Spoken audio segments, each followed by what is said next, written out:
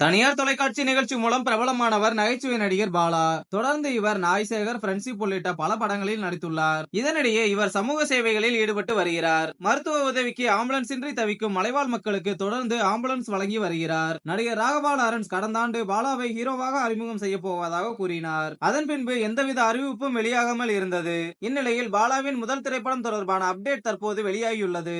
இதுகுறித்து ராகவா லாரன்ஸ் தனது எக்ஸ் தளத்தில் ஒரு போஸ்டரை பகிர்ந்துள்ளார். அதில் பாலாவின் முதல் படத்தை ஆதிமூலம் கிரியேஷன்ஸ் தயாரிப்பதாகவும் ரணம் படத்தை இயக்கிய செரீப் இயக்குவதாகவும் தெரிவிக்கப்பட்டுள்ளது. மேலும் இப்படத்திற்கு விவேக், மெர்வின் ஆகியோர் இசையமைப்பதாகவும் அறிவிக்கப்பட்டுள்ளது. மேலும் அந்த பதிவில் என் தம்பி பாலா தனது வாழ்நாள் கனவை நனவாக்க போகிறார் என்பதை அறிவிப்பதில் மகிழ்ச்சி அடைகிறேன். எனது தயாரிப்பில் அவரை அறிமுகப்படுத்துவதாக நான் அறிவித்திருந்தேன். ஆனால் ஒரு வாரத்திற்குள் ஒரு நல்ல தயாரிப்பாளர் நல்ல ஸ்கிரிப்டுடன் அணுகினார். அவரது முதல் படம் விரைவில் வெளியாக உள்ளது என்று நெகிழ்ச்சியாக கூறினார்.